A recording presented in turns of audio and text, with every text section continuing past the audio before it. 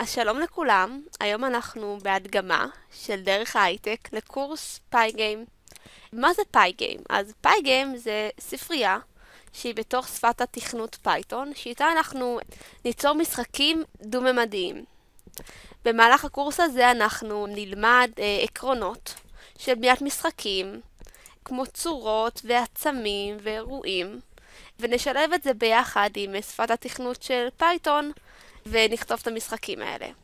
אז למי שלא יודע, פייתון זה שפת תכנות מאוד מאוד פופולרית, משמשת המון בתעשיית ההייטק, אפשר לתכנת איתה הרבה דברים, שבין היתר זה משחקים ותוכנות.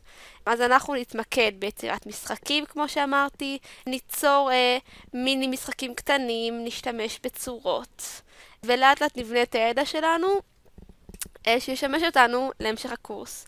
כמובן שהקורס הזה לא דורש שום ידע קודם בתכנות ושום דבר, אנחנו לומדים הכל מההתחלה, אנחנו נלמד משתנים, לולאות, תנאים, נעבור לדברים יותר מסובכים, כמו רשימות ועצמים, ובסוף אנחנו ניישם את הכל בתוך פייגיים.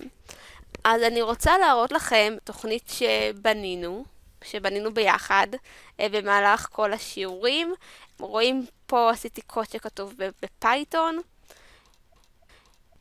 אז בואו נפעיל אותו ואנחנו נראה איך זה עובד. אז הקוד שלנו ייצור לנו עיגול, שאיתו אנחנו נוכל לשחק. אנחנו נוכל להזיז אותו ממקום למקום בתוך המסך שלנו. אנחנו נוכל גם לשנות לו את הצבע, אם אני לוחצת על המקשים Q, A, W, S, E או D, אני רואה איך הצבע שלו ישתנה, איך אני משנה לו את ערך ה-RGB, שזה הצבעים שגם אנחנו נלמד על זה במהלך הקורס. אני יכולה ליצור כל צבע אפשרי. אני יכולה גם להקטין ולהגדיל אותו, אם אני לוחצת על O אז הוא גדל, רואים, ואם אני אלחץ על I אז הוא יקטן. והדבר הכי מגניב הוא שאני יכולה לשכפל אותו. אם אני אלחץ על מקש הרווח, אז אנחנו נראה איך הוא פשוט, אני אצבע את זה על המסך, ואז אני יכולה לעשות עיגול שונה, לשנות את הצבע, אני יכולה להפוך את זה ליותר כחול, ממש להגדיל אותו. זה ממש דוגמה קטנה שאנחנו לומדים במהלך השיעורים, להשתמש באירועים ובעצמים בשביל לשכפל דמויות. כמובן שזה לא משחק סופי, אבל זה מאוד עוזר לנו בלמידת כל העקרונות של התכנות, ואני יכולה לעשות את זה עד שיגמר לי המקום, או אני יכולה לעשות את זה עד מתי שאני רוצה. אני יוצרת פה המון צבעים וגדלים של עיגולים. דבר נוסף שאני יכולה להראות לכם, זה הפרויקט הסופי שלנו. אחרי שאנחנו נעשה 16 שיעורים, שנלמד את כל עקרונות הפייגיים, ואת כל הדברים, ואירועים, וציורים, וגם נעלה תמונות, אנחנו נכין משחק סופי. המשחק שלנו יהיה משחק של פונג, למי שמכיר. אז רואים, כתבנו את זה, השתמשנו בהדפסות ובפונקציות, ויצרנו קוד ממש ממש ארוך, אבל מעניין. ואני יכולה להראות דוגמה לאיך זה עובד.